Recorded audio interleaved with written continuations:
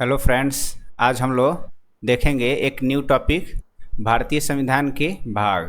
तो फ्रेंड्स, आज हम लोग देखेंगे कि भारतीय संविधान में जो 25 भाग है उस 25 भाग को हम लोग एक एक करके समझेंगे और किस भाग में किस चीज़ के बारे में बताया गया है उसको भी हम लोग याद करेंगे। ठीक है फ्रेंड्स, तो आगे देखेंगे एक एक करके प्रथम भाग में किस चीज़ के बारे में बताया गया है। तो फ्रेंड्स, यहाँ देखेंगे कि प्रथम भाग में यूनियन एंड इट्स टेरिटरी के बारे में बताया गया, यानी संघ और उसका क्षेत्र के बारे में चर्चा किया गया है। यानी यानी ये संघ कैसा होगा, ये फेडरल जो सिस्टम है भारत वो कैसा होगा और उसके क्षेत्र के बारे में इसमें चर्चा किया गया है, ये याद रखना है। आगे देखेंगे हम लोग ये फ्रेंड्स, देखेंगे कि पार्ट 2 में सिटीजनशिप के बारे में चर्चा किया गया है, यानी नागरिकता के बारे में चर्चा किया गया है। ये याद रखेंगे फ्रेंड्स, ये जो पार्ट 1 है ये 1 से लेकर के 4 तक ले आर्टिकल के बारे में इसमें चर्चा किया गया है, और इसमें जो सिटीजनशिप नागरिकता वाला है इसमें 5 से लेकर के 11 तक ले आर्टिकल के बारे में इसमें चर्चा किया गया है, ये भी याद रखना है। तो सिटीजनशिप के बारे में चर्चा किया है। सिटीजनशिप मतलब क्या होता है कि मतलब किसको नागरिकता देना है, किस तरह से नागरिकता देना है, कौन भारत का नागरिक होगा, है ना, भारत का नागरिकता कैसे मिलेगा, है ना, भारत का नागरिकता कैसे ख़त्म होगा, भारत का नागरिकता से रिलेटेड कानून संसद बनाती है, उसका अधिकार क्या होगा, कैसे कानून बना सकती है, ये सब चीज़ इसमें बताया गया है। किसमें? आर्टिकल आर्टिकल 5 से लेकर के 11 तक, यानी पार्ट 2 में वर्णन किया गया है।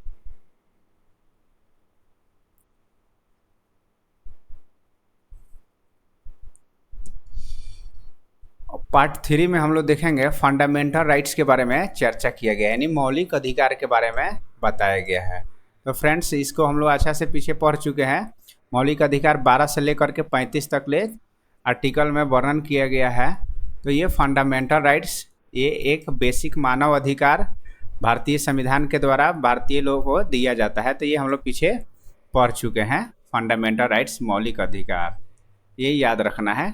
पार्ट 3 में इसका वर्णन किया गया है और आर्टिकल 12 से लेकर के 35 तक इसका वर्णन देखने को मिलता है। पार्ट 4 में फ्रेंड देखेंगे कि directive principle of state policy के बारे में बताया गया है, यानी राज्य के नीति निर्देशक तत्वों के बारे में, यानी राज्य कैसा नीति बना सकता है ना, गवर्नमेंट चलाने के लिए, उसमें इसमें बताया गया है ना। कल्याण के काम कैसे कर सकती है अपने राज्य में, अच्छा कल्याणकारी राज्य कैसे बना सकती है, इसमें बताया गया है। ये इसको भी हम लोग पिछले वीडियो में देख चुके हैं, directive principle of state policy. अगर आप देखना चाहते हैं तो आप प्रीवियस वीडियो में आप इसको देख सकते हैं, DPSP के नाम से ये वीडियो बना हुआ है। फंडामेंटल राइट्स पर भी वीडियो है, आप उसको भी आप देख सकते हैं। फिर आगे देखेंगे फ्रेंड्स, पार्ट 4 के ए में फंडामेंटल ड्यूटीज, जो 11 फंडामेंटल ड्यूटीज है, मौलिक कर्तव्य ना, इसको याद रखना है। पार्ट 4 के ए में और आर्टिकल 51 के क में इसका जिक्र मिलता है। तो मौलिक कर्तव्य जो है फंडामेंटल ड्यूटीज 11 होते हैं और ये पार्ट 4 के ए में इसका वर्णन मिलता है। फ्रेंड्स देखेंगे पार्ट 5 में यूनियन के बारे में बताएगा, यानी संघ जो होगा उसका स्ट्रक्चर कैसा होगा, उसमें एक राष्ट्रपति होगा, है ना, उसमें जुडिशरी होगा, है ना, न्यायपालिका होगा, कार्यपालिका होगा, विधायिका होगा, ये सब मिनिस्टर और काउंसिल ऑफ मिनिस्टर होगा, संसद हो, ये सब चीज़ इसमें बताया गया है। किसमें? पार्ट 5 में। प्रेसिडेंट का इसमें पावर होगा, क्या प्रेसिडेंट का क्षमता होगा ना, ये सब इसमें बताया गया है। 52 से लेकर के 1 से 51 तक इसमें जिक्र किया गया आर्टिकल में। तो इसको भी याद रखना है कि पार्ट 5 में किसका वर्णन किया गया है, यूनियन के बारे में बात बताया गया है। पार्ट 6 में फ्रेंड्स देखेंगे, पार्ट 6 में स्टेट और राज्य के बारे में बताया गया, यानी यहाँ संघ के बारे में बताया गया है, यानी सेंटर के बारे में बताया गया है, और यहाँ राज्य यानी राज्य जो होगा उसमें भी उसका स्ट्रक्चर बताया गया है। मुख्यमंत्री होगा, उसमें भी लेजिस्लेटिव होगा, लेजिस्लेटिव काउंसिल होगा, है ना, ये सब बताया गया है इसमें भी पार्ट 6 में। इसको भी हम लोग याद रखेंगे। पार्ट जो 7 है, याद करना है, इसको एबोलिश कर दिया गया, यानी ये हटा दिया गया, रिफिल कर दिया गया है, ये संविधान में अब नहीं है। पहले इसमें प्रांत के बारे में चर्चा किया गया था अब ये सब खत्म कर दिया गया है। याद रखना है कि पार्ट 7 जो है ये एबोलिश कर दिया गया है। अब ये भारतीय संविधान में ये लागू नहीं है। जो पार्ट 8 है ना, जो पार्ट 8 है, क्रम से देखने पर अब 9 को हम लोग दिखाई देगा, क्योंकि यहाँ पे पार्ट 4A में एक जुड़ गया है, इसलिए अब यहाँ 8 के नंबरिंग में 9 दिख रहा होगा, लेकिन पार्ट 8 ही है। याद रखना है। पार्ट 8 में द यूनियन टेरिटरी के बारे में बताया गया कि जो केंद्र शासित प्रदेश होंगे उनका शासन कैसे चलेगा, है ना। केंद्र शासित प्रदेश में जो गवर्नर का राज्य चलता है उसमें ये बताया गया है कि उसका शासन प्रशासन कैसे चलेगा, उसका प्रबंध के बारे में बताया गया है। किसमें? पार्ट 8 में। इसको याद रखना है कि द यूनियन टेरिटरी के केंद्र जो है उसके प्रशासन के बारे में बताया गया है। ये सभी रिलेट करना है। नहीं, अभी तक फ्रेंड हम लोग देखते आ रहे हैं यहाँ से तक, यहाँ तक पहला में संघ था, उसके बाद स्टेट था, उसके बाद टेरिटरी था। ये तीनों एक लाइन से ही है, उसको ये तो याद ही रखना है, ये तो बेसिक ही है।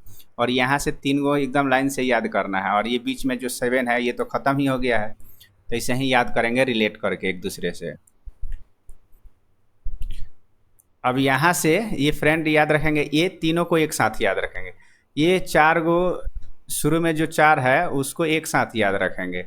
ये फंडामेंटल ड्यूटीज़ तक एक साथ याद रखेंगे, और ये जो यूनियन है यहाँ से लेकर के यहाँ तक याद रखेंगे एक साथ, है ना। ये याद रखेंगे एक साथ, ये याद रखेंगे। यूनियन यानी सेंटर, राज्य, उसके बाद टेरिटरी, ये 3 होते हैं शासन चलाने वाले, ये तीनों याद रखेंगे। ये 7 तो हट गया, प्रांत के बारे में जिक्र था इसमें।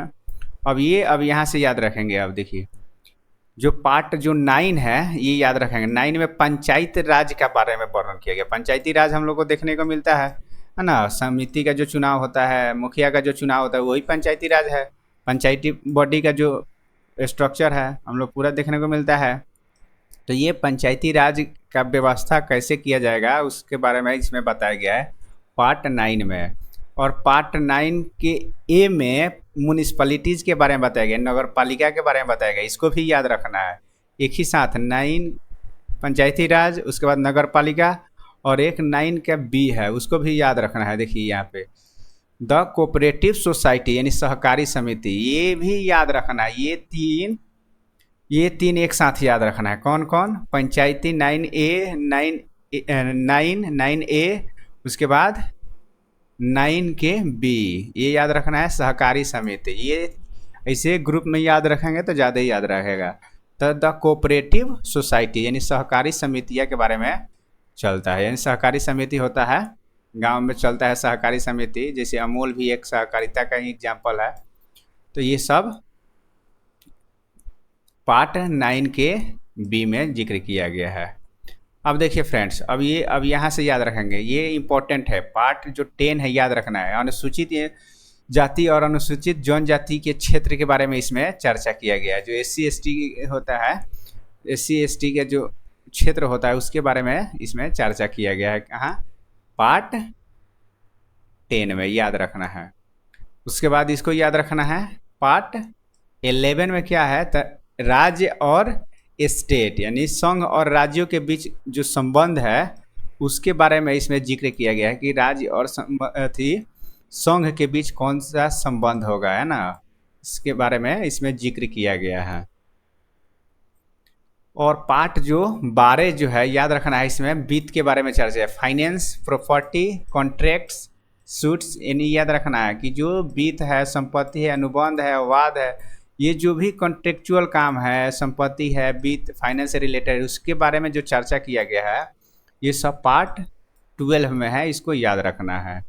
ये एक एक करके याद रखना है, ये तीनों एक दूसरे से अलग अलग है। अब पार्ट जो 13 जो है इसमें ट्रेड, कॉमर्स और इंटरकोर्स। अगर कोई स्टेट एक दूसरे स्टेट से व्यापार कर रहा है ना, तो उसके बारे में क्या रूल नियम होगा, कैसे व्यापार करेगा, उसके बारे में जो स्वतंत्र व्यापार करने का जो नियम होता है ना, कि एक स्टेट दूसरे स्टेट में स्वतंत्र व्यापार कर सकता है, उसके बारे में इसमें जिक्र किया गया है। पार्ट 13 में जिक्र किया गया है। पार्ट जो 14 में वर्णन किया मिलता है हम लोग को, तो जो सेंटर और जो स्टेट यानी यूनियन और जो स्टेट के सेवाएं है, जैसे यूपीएससी हो गया, बीपीएससी हो गया ना, उसके अधीन जो सेवाएं आती है, सर्विसेज आती है, उसके बारे में इसमें चर्चा किया गया है, याद रखना है। पार्ट 14 में यूपीएससी बीपीएससी सब जितना आता है, स्टेट पीसीएस सब इसी के अंतर्गत आता है। पार्ट 14 के ए, ये भी याद रखना है, पार्ट 14 के ए में ट्रिब्यूनल के बारे में चर्चा किया गया है। ट्रिब्यूनल क्या होता है इसको समझेंगे। ट्रिब्यूनल क्या होता है, ये एक प्रकार का की कोठी होता है। अगर मान के चलिए कोई कंपनी से रिलेटेड कोई विवाद हो जाता है तो वो जल्दी मतलब सुलझाना ज़रूरी हो जाता है, तो इसलिए उसके लिए क्या किया जाता है, जो रिटायर्ड जज होते हैं उनको क्या कर देते हैं, ट्रिब्यूनल का हेड बना दिया जाता है, चीफ बना दिया जाता है, और वो उस मुद्दा का पर्यावरण से रिलेटेड या कोई भी इशू होता है प्रॉपर्टी से रिलेटेड, तो उसका त्वरित डिस्कशन करके, है ना, उसका निर्णय निकाला जाता है। कोर्ट में जल्दी इसका मतलब समय नहीं काटा जाता है। तो ये भी एक कोठी है, मतलब ये, लेकिन ये उतना स्ट्रॉन्ग नहीं है, थोड़ा लचीला है, और ये ज़्यादातर कंपनी से रिलेटेड ट्रिब्यूनल के लिए काम में लाया जाता है, तो इसलिए ये थोड़ा लचीला होता है। तो ये ट्रिब्यूनल का मतलब समझ में आ गया। और ट्रिब्यूनल के बारे में किस में चर्चा किया गया है, तो पार्ट 14 के ए में चर्चा किया गया, ये इसको भी याद रखना है। अब फ्रेंड्स देखेंगे 15 यानी 15 में निर्वाचन यानी इलेक्शन के बारे में चर्चा किया गया है। ये याद रखना है कि जो 15 है उसमें किसके बारे में चर्चा किया है, इलेक्शन, निर्वाचन यानी चुनाव कैसे होगा, निर्वाचन आयोग होगा, चुनाव कैसे कराएगा, उस सब किसके बारे में वर्णन किया गया है इसमें। तो पार्ट 15 में इस वर्णन सब मिलता है। पार्ट 16 में फ्रेंड्स देखेंगे, पार्ट 16 में किस किस के बारे में है, तो कुछ वर्गों से रिलेटेड प्रावधान किया गया है ना, स्पेशल जो प्रोविज़न दिया गया है कुछ खास वर्गों, जैसे SC ST के लिए या एंग्लो इंडियन के लिए, है ना, उनके अधिकारों के लिए कुछ इसमें प्रोविज़न किया गया है। तो किस में है, तो पार्ट 16 में मिलता है देखने को। आगे देखेंगे हम लोग पार्ट 17 यानी 17। तो पार्ट 17 में किसके बारे में है, तो लैंग्वेज यानी भारत के राज्य भाषा ऑफिशियल लैंग्वेज के बारे में जिक्र किया गया कि कौन कौन ऑफिशियल लैंग्वेज होगा भारत का, ये बात बताया गया है। पार्ट 18 में इमरजेंसी प्रोविजन है, ये याद रखेंगे फ्रेंड्स। पार्ट 18 में किसके बारे में बताया गया है, इमरजेंसी प्रोविजन के बारे में बताया गया है। यानी पार्ट 18 में इमरजेंसी प्रोविजन के बारे में जिक्र किया गया है कि जो 3 तरीके से इमरजेंसी लगता है, राष्ट्रीय, स्टेट और जो वित्त होता है, ये 3 प्रकार का जो इमरजेंसी लगता है ये इसी में जिक्र किया गया है। किसमें, पार्ट 18 में। इस बात को भी याद हम लोग रखेंगे।